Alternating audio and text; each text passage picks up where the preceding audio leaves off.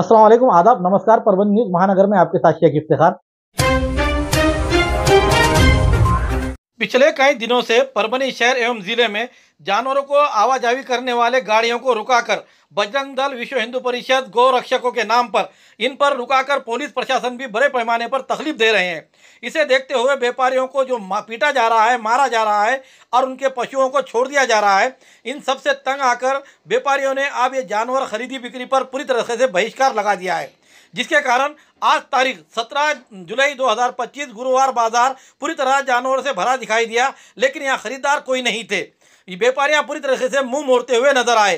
किसान जिसके कारण जो पशुओं को लेकर आए थे बेचने के लिए, वो हतबल दिखाई दिए, क्योंकि एक तरफ किसानों के लिए यहाँ आसमानी संकट आया हुआ है, बारिश नहीं हो रही है, डबल पेरनी की माहौल बना हुआ है, डबल बुआई के कारण किसान और संकट में आया हुआ है। वो अपने पशुधन को लेकर बाजार में आया हुआ है, लेकिन बाजार में पशुधन को खरीदने के लिए कोई तैयार नहीं है, इसलिए किसान को डबल मार बैठ रही है।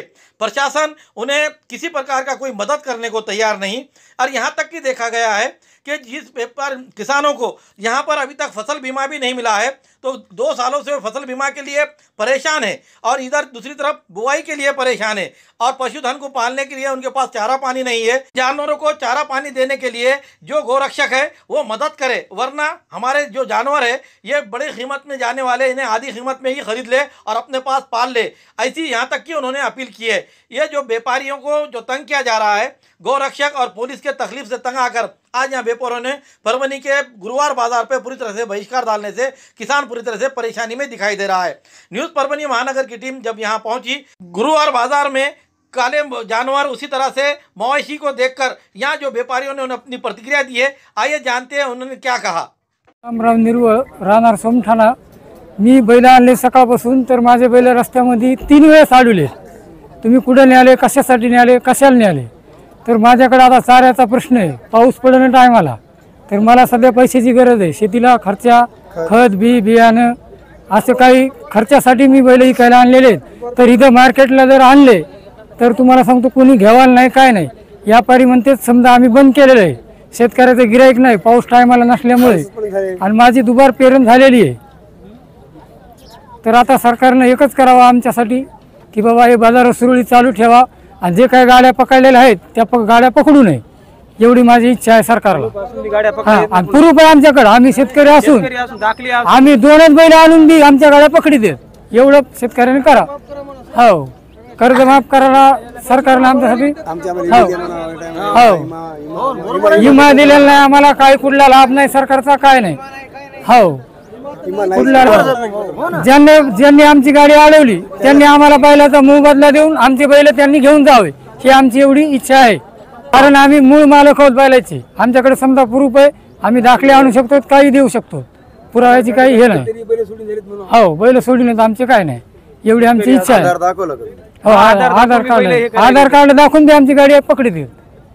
आता आम्हाला इथं पेडगावच्या अलीकडे झालेले, हो बोरगाव पाठी बी ती गाडी थांबलेली, हो तिथून अलीकडे सगळं आलं तरी गाडी पकडी, स्वतःचे बैल 2च बैल गाडी, हो मानत रोडला गाडी पकडी।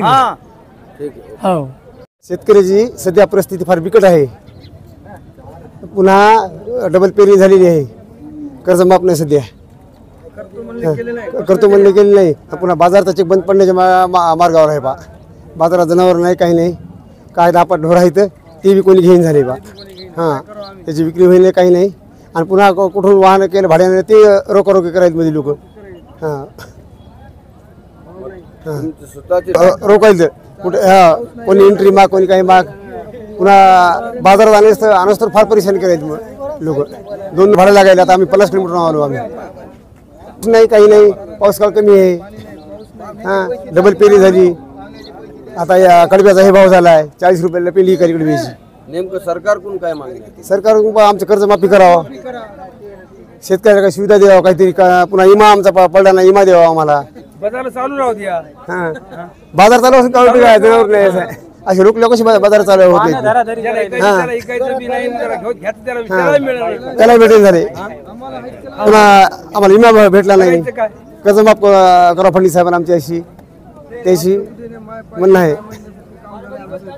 गिराईक नाही, काही नाही, हे ढोरं आणले आम्ही सकाळी 8 वाजल्यापासून 11 वाजता एक अजून कोणी शेतकऱ्यांनी विचारलं नाही ना व्यापाऱ्यांनी विचारलं नाही. आज हे गाड्या आडवाडवी हे ते कोणा बजरंग दलच्या नावाने कोणी पण गाडी आडीते.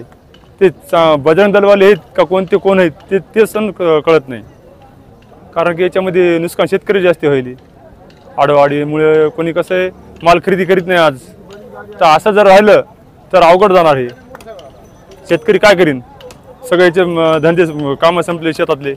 शेतकरी खता बियासाठी माल विक्रीला आणतो. त्याची माल का खरेदीला कोणी नाही इथे बाजारात. 50,000ची वस्तू तुम्ही 40,000ला कोणी घेत नाही आज बाजारात.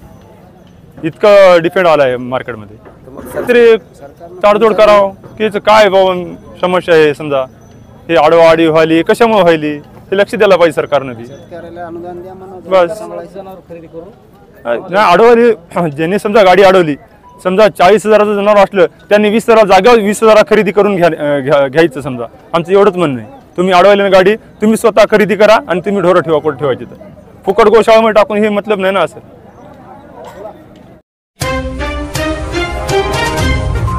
पुरानी बीमारियों की शर्तिया इलाज घुटने के दर्द, शुगर, बवासीर, गुर्दे की पथरी, सफेद दाग, हार्ट अटैक, अस्थमा, एलर्जी, दाग कोड़ की बीमारी, गांठियों से पीड़ित अन्य बीमारियों से परेशान होते तुरंत संपर्क करें। डॉक्टर गोविंद कामटे, आयुर्वेदिक विद्या विशारद, बालाजी आयुर्वेदिक प्राकृतिक चिकित्सा केंद्र। एड्रेस तलाठी कार्यालय के पीछे, बसमत रोड, परभणी। समय सुबह 9 बजे से दोपहर 2 बजे तक, शाम 5 बजे से रात 9 बजे तक। Mobile number 9921691008। महाराष्ट्र राज्य नर्स एसोसिएशन के आंदोलन को परभनी में समर्थन। राज्य में नर्सों की बाहरी भर्ती और अन्य संवेदनशील प्रलंबित मांगों के अनुरूप महाराष्ट्र राज्य नर्सेज एसोसिएशन मुख्यालय लातूर ने अपने सभी शाखाओं के साथ एक राज्यव्यापी आंदोलन शुरू किया है और इस आंदोलन के माध्यम से अपनी विभिन्न मांगों को सामने रखा है, जिनमें बायोमेट्रिक उपस्थिति, नर्सों को बायोमेट्रिक प्रणाली से बाहर रखना करना, केंद्र सरकार के अनुसार राज्य में नर्सों के पदनाम और पदनाम के परिवर्तन, नर्सिंग संवर्ग के कर्मचारियों को स्थलांतरण नीति 2018 के से बाहर करना और प्रशासनिक स्थलांतरण के बजाय अनुरोध और शिकायत के आधार पर नर्सों का स्थलांतरण राज्य में सभी अस्पतालों में और नर्सरी और चेंजिंग रूम का प्रावधान, राज्य के सभी संस्थाओं में रिफिटिंग के लिए डेटा एंट्री ऑपरेटरों का प्रावधान या नर्सों के अतिरिक्त पदों का सृजन सितंबर 2018 से महात्मा फुले जन आरोग्य योजना के तहत नर्सिंग संवर्ग के कर्मचारियों को दिया जाना वाला प्रोत्साहन भत्ता, बढ़ती आबादी और रंगों के अनुसार परिचारिकों को यानी नर्सों की पद निर्मिति करने की जाए, नए आकृतिबंध मंजूर किया जाए। उसी तरह ग्रामीण अस्पताल में रद्द किए गए परिसेविका पर पुनर्जीवित किया जाए और अन्य मांगों को लेकर महाराष्ट्र राज्य परिचारिका संगठन की ओर से आंदोलन शुरू किया गया है। उसी के तहत आंदोलन को समर्थन दर्शाते हुए परभनी में भी आंदोलन शुरू किया गया है। इन मांगों को पूरा नहीं किए जाने पर 18 जुलाई 2025 से राज्यव्यापी बेमुद्दत काम बंद आंदोलन किया जाएगा, ऐसी चेतावनी इस समय दी गई है। टोटल 14 मागण्या आहेत आणि त्यामध्ये आमचं मेन आहे तर ते वेतन त्रुटी निवारण, त्यानंतर नवीन पदनिर्मिती, कंत्राटी पद्धत जी पदभरती आहे तर ती बंद करायची आहे। आमच्या प्रशासकीय बदल्या होतात प्रत्येक 6 वर्षाला, मग ते 50 वर्षाच्या वरची परिसेविका असो या ज्युनियर असो, प्रत्येक 6 वर्षाला बदली होणार म्हणजे होणार। तर ती बदली पण आमची रद्द व्हावी, विनंतीनुसार बदली झाली तर चांगलं होईल। आणि दुसरं विद्यावेतन आहे मुलींना 40 वर्षापासून स्टुडंट जीएनएम स्टुडंट किंवा एनएम स्टुडंट आहेत तर 40 वर्षापूर्वी जे विद्यावेतन भेटत होतं ते आजही तेच आहे। 300 रुपये अतिशय तुटपुंज विद्यावेतन आहे। त्यानंतर पाठ्यनिर्देशिका यांचे पण पद बऱ्याच दिवसापासून भरती झालेली नाही आहेत, त्यामुळे जो अतिरिक्त ताण आहे, आमच्या काही स्पेशलाइज स्टाफ आहेत MSc झालेले ट्युटर, त्यांना इकडचे कामं करून ते तिकडं पण ड्युटी करतात। तर अशा आमच्या म्हणजे पदनिर्मिती व्हावी, पाठ्यनिर्देशिकांचे पद भरती व्हावी। त्यानंतर आमचा पदनाम बदल आहे, तर पदनाम बदल पण आमची खूप दिवसाची जुनी मागणी आहे, ती पण सरकारने मान्य केलेली नाही आहे, तर ती एक महत्त्वाचीच मागणी आहे। अशा विविध मागण्या आहेत, 1 ते 14 मागण्या आहेत आमच्या टोटल। तर आम्ही ह्या संपा थ्रू सरकारला असं निवेदन देतोय किंवा असं कळकळीनं विनंती करतोय की आमच्या ह्या सगळ्या न्यायिक मागण्या आहेत तर आम्हाला न्याय मिळावा। धन्यवाद। 15 आणि 16 पासून ते आझाद मैदानावर आमचे जे पदाधिकारी आहेत, राज्य पदाधिकारी, ते निदर्शने आंदोलन करणार आहेत. आमच्या जर रास्त मागण्या मान्य झाल्या नाही तर आमचा बेमुदत संप चालू राहणार आहे. आणि आम्ही कंटिन्यू जोपर्यंत आमचे पदाधिकारी आम्हाला ते माहिती पुरवत नाहीत जे काम आमचं बंद करायचं का काय आहे, तोपर्यंत आम्ही बेमुदत चालू ठेवणार आहे. कसं झालं, सरकारचं धोरण असं आहे की आपल्या DHSमध्ये 90-10चं आहे आणि मेडिकल कॉलेजला 20 आणि 80चं 80-20चं आहे. तर आपलं असं म्हणणं आहे की त्यांना बरोबर समान, जसे लेडीजला आहे तसं त्यांना सुद्धा समान भेटलं पाहिजे आणि गुणवत्तेनुसार त्यांना भेटलं पाहिजे. गुणवत्तेनुसार आपले जे पुरुष अधिपरिचारिक आहेत त्यांना जागा भेटल्या पाहिजे आणि आपली पदभरती 100% झाली पाहिजे. अनुसूचित जाति आरक्षण वर्गीकरण के मांग को लेकर पिछले 4 दिनों से मुंबई के आज़ाद मैदान पर सकल मातंग समाज की संकल्पी अनशन शुरू किया है. इस अनशन को राष्ट्रवादी कांग्रेस के प्रदेश अध्यक्ष विधायक शशिकांत शिंदे, पूर्व प्रदेश अध्यक्ष विधायक जयंत पाटिल, इन्होंने मुलाकात देते हुए निवेदन को स्वीकारा और इस विषय को लेकर उन्हें हमें मुँह ज़बानी याद है, ऐसा विधायक शशिकांत शिंदे इन्होंने कहा. कैबिनेट मंत्री रोजगार गारंटी योजना, उसी तरह फल उत्पादन, खार्म भूमि विकास तथा शिवसेना उपनेता नामदार भरत सेठ गोगावाले, इन्होंने भी मातंग समाज के अनशन को मुलाकात देते हुए निवेदन को स्वीकारा. मुख्यमंत्री और दोनों भी उप मुख्यमंत्री, इनके पास भी ये निर्णय को बताएंगे, ऐसा उन्होंने इस समय कहा और इसका हम जो तो पीछा करेंगे, ऐसा आंदोलनवासियों को भरोसा दिलाया. इस समय परभनी के मातंग समाज के युवा नेता गणपत भिसे, इनके साथ इनके सहकारी मौजूद है. ऑनलाइन जुआ हटाओ, देश का युवा बचाओ. 1 जुलाई से 13 जुलाई के बीच ये चलाया गया अभियान को लेकर 16 जुलाई के रोज विधानसभा के मानसून सत्र में इस मुद्दे को विधायक रत्नाकर गुट्टे इन्होंने आवाज़ उठाई और इस आवाज़ को उठाते हुए उन्होंने जो मांग की है सरकार से कि ऑनलाइन पर चलने वाले जुए के सट्टे, जिसमें बैट बॉल, उसी तरह से अन्य खेलों को लेकर जो ऑनलाइन पर बड़े पैमाने पर खेला जा रहा है, जिसके कारण घराए तबाह हो जा रहे हैं, युवा वर्ग ये व्यसनाधीन यानी कि नशे की हालत में हो जा रहा है और टेंशन में आकर आत्महत्या कर रहा है और घर को पूरी तरह से बर्बाद कर रहा है. इसे अगर से बर्बादी से रोकना है तो ये ऑनलाइन चलने वाले सट्टे जुओं को तुरंत बंद किया जाए, ऐसी मांग इस समय उन्होंने की. भरी विधानसभा में विधायक रत्नाकर गुट्टे इन्होंने क्या कहा, आइए जानते हैं. राज्यात दिवसादिवस ऑनलाईन गेम, मनी लॉन्ड्रिंग, सट्टा, जुगार आणि बेटिंग सुरू असल्याबाबत मी या आयोजितेच्या मुद्द्याद्वारे शासनाला विनंती करत आहे. अध्यक्ष महोदय, मी आपल्या सभागृहात अत्यंत गंभीर आणि सर्वत्र वाढत असलेल्या एक सामाजिक व आर्थिक संकटाबाबत आयोजितेचा मुद्दा मांडत आहे. अध्यक्ष महोदय, राज्यात विशेषतः मराठवाड्यात व माझ्या गंगाखेड मतदारसंघात ऑनलाईन सट्टा, क्रिकेट, बॅटिंग, जुगार आणि मनी लॉन्ड्रिंग या बेकायदेशीर आर्थिक होत असलेली वाढ.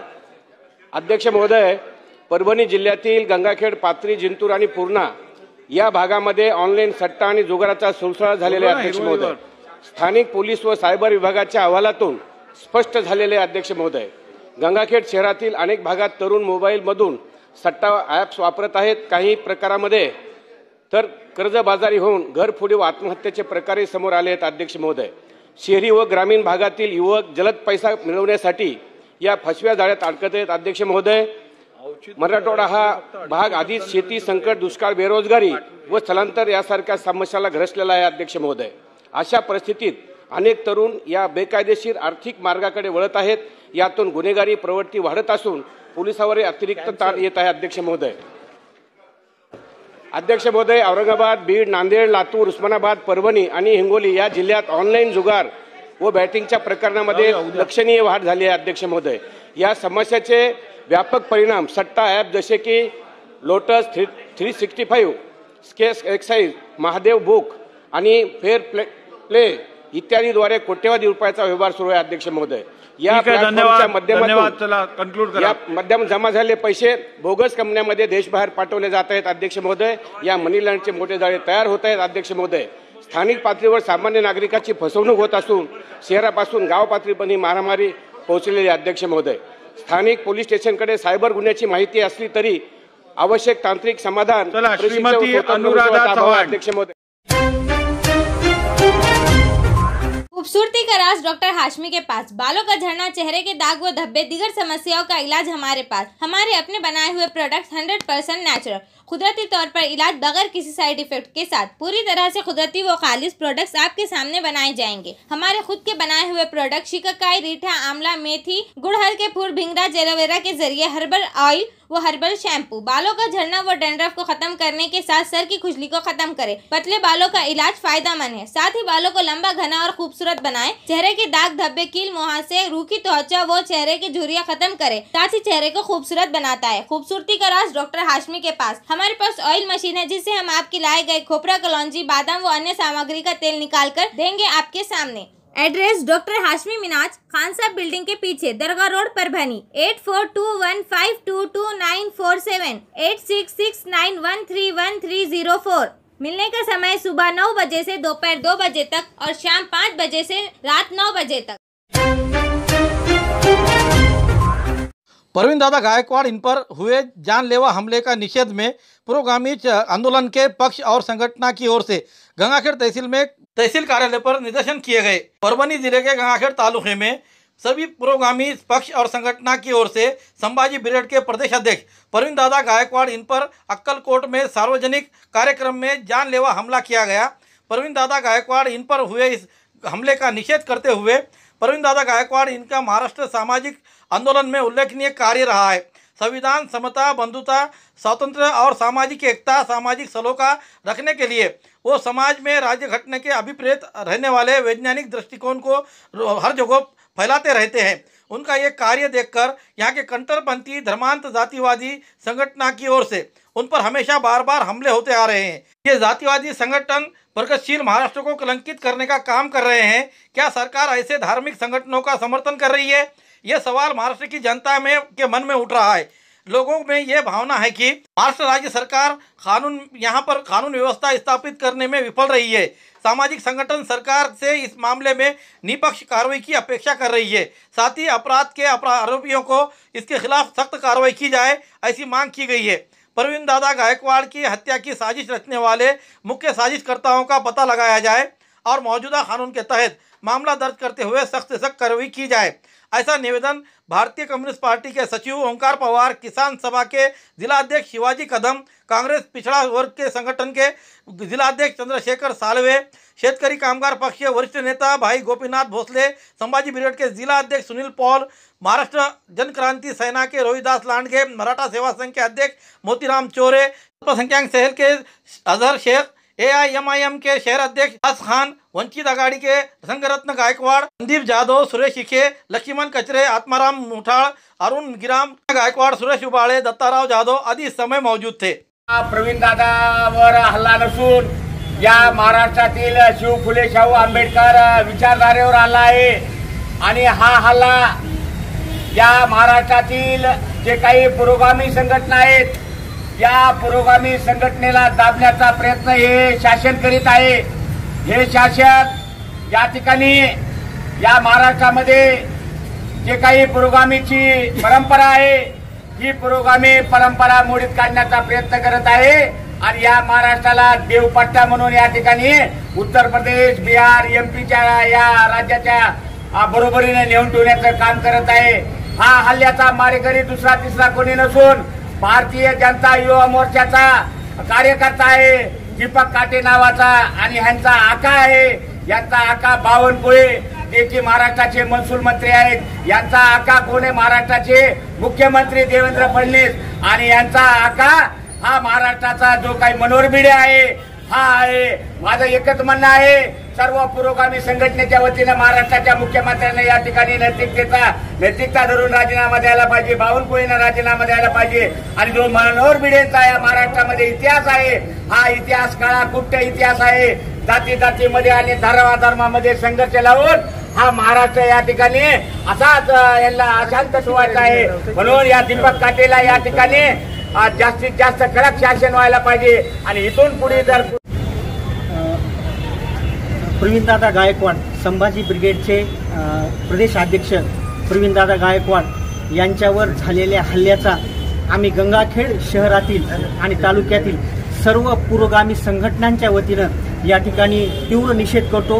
ही लढाई ही विचाराची लढाई नसून ही विचाराची आणि अविचाराची लढाई आहे।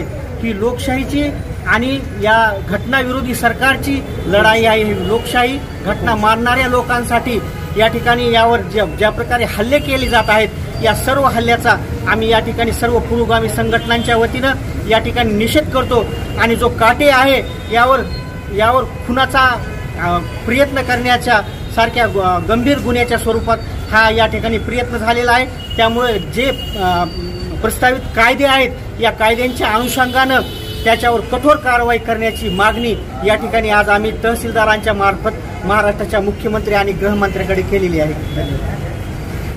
या जनसुरक्षा कायद्याचीच महाराष्ट्र शासनाच्या कार्यकर्त्यांनी अवमानना केलेली आहे। ज्या चळवळीतील गायकवाड जो परिवर्तन चळवळ करतो, त्या जनसुरक्षा कायदा जो सामान्य लोकांसाठी जो परिवर्तनाची चळवळ करतो, ज्या जनसुरक्षा कायद्याअंतर्गत यांना संरक्षण भेटणं गरजेचं असताना तो कुट्टेसारखा बदमाश, जो खुनी बावनकुळेचा कार्यकर्ता भाजपाचा जो जनसुरक्षा कायद्याची अवमानना करून ह्या गायकवाड सारख्या पुरोगामी चळवळ करणाऱ्या एखाद्या अध्यक्षांना, संभाजी ब्रिगेडच्या अध्यक्षांना खुनी हल्ला करतो। ह्या खुनी हल्ल्याअंतर्गत जो त्याच्यावर गुन्हा दाखल केलेला आहे तो गुन्हा हा अपुरा आहे। म्हणून हा जो आहे तोचा हल्ला हा डाव्या सरणीचा, म्हणजे तुम्ही डाव्या सरणीचे आहेत म्हणून त्याच्यावर जनसुरक्षा कायद्याअंतर्गत कुठेवर गुन्हा दाखल करून त्याच्यावर अजून बोका लावून त्याच्यावर गंभीर म्हणजे त्याला शिक्षा करावी। अन्यथा यापुढे जर असे जर हल्ले महाराष्ट्रात जर पुरोगामी चळवळीतल्या लोकांवर जर झाले तर यापेक्षा गंभीर आंदोलन आणि परिणाम शासनाला भोगावे लागतील। हमारे न्यूज आपको किस तरह पसंद आ रही है इसके बारे में लाइक करें, शेयर करें, कमेंट करें। अब तक हमारे चैनल सब्सक्राइब नहीं किया है तो सब्सक्राइब जरूर करें और साथ ही साथ हमें फेसबुक पर भी फॉलो करें।